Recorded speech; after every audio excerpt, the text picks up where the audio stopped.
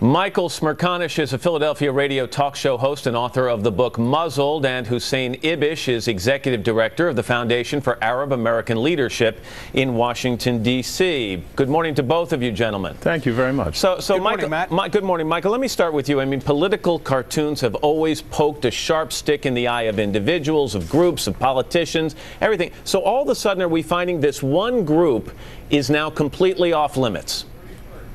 Absolutely. This is straight out of my book, Muzzled, in which I argue that political correctness is going to kill us. I mean, the obvious argument here is that there's a double standard. Your package made reference to the fact that Reverend Jerry Falwell didn't get cut a free pass. Catholics, according to the Catholic League, and I've looked at a number of these cartoons, they never get cut a free pass, but the Muslim community does. And Matt, here's the bottom line. We are so scared to death to offend one another, particularly Muslims, and that political correctness impacts the way we do or don't protect our borders and our airports, and in the end, it imperils our safety. Well, Hussein, I know you want to jump in there, but let me just say, you don't think political correctness played a major role in these newspapers deciding not to run this comic strip? Then why'd they pull the plug? Well, it's a legitimate editorial decision. I've seen the comic strip. I think it's both provocative and completely incoherent. And so I think you could certainly make a decision to run it, as many newspapers and Salon.com did, and that's a legitimate decision. And you can make a decision not to run it. The political correctness is Mr. Smerconish demanding that everybody runs a cartoon because he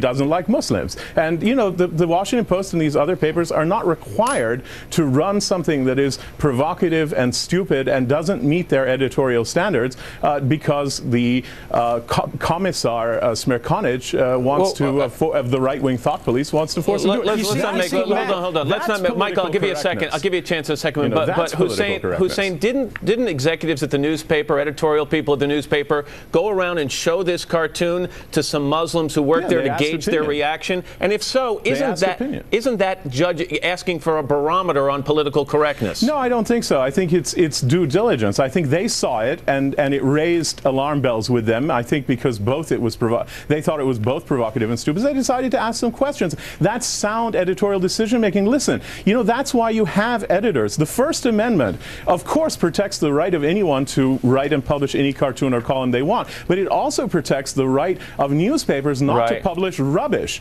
And as I say, I mean, the right-wing thought police cannot enforce a political orthodoxy that says you have to publish everything we like because we enjoy it. Let's go back to the chief of the right-wing thought police. Michael, go ahead. Listen, notice that because I'm advocating in support of a cartoon, this gentleman feels comfortable in saying that I, quote, don't like Muslims. And Matt, that's intended to have a chilling speech. That is intended to keep people from me on the sidelines. Listen, if you remove this content, wait a minute. If you remove this content from the funny page, the content being radical Islam, you're going to deal with it on the front page. I'd rather deal with it on the funny page. It's fine if people publish it. There's no problem with that. But newspapers and editors have a perfect right to say, you know what, we'll pass on this because it's provocative and dumb. They have standards. You may not have standards on your radio show. They do. Hussein, let me ask you: do you think the combination here, Hussein, of dealing with radical Islam and also the subtle or not so subtle, depending on your point of view, sexual innuendo is what crossed the line?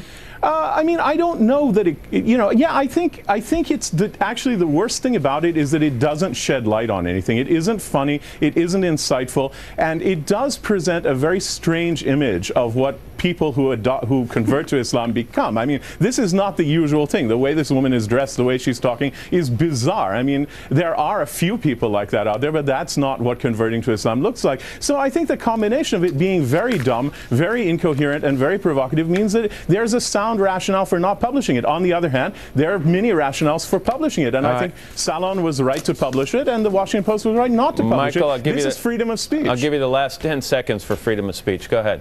We're so scared to death to offend the Muslim community that we disregard the commonalities of the September 11 hijackers. This mindset's going to kill us, Matt, if we don't deal with it. All right, no, Hussein, I got to run. I'm sorry. I'm out of time. Hussein, Michael, thank you both very much. I appreciate it. Let's get a check of the weather now from Al. Today's weather.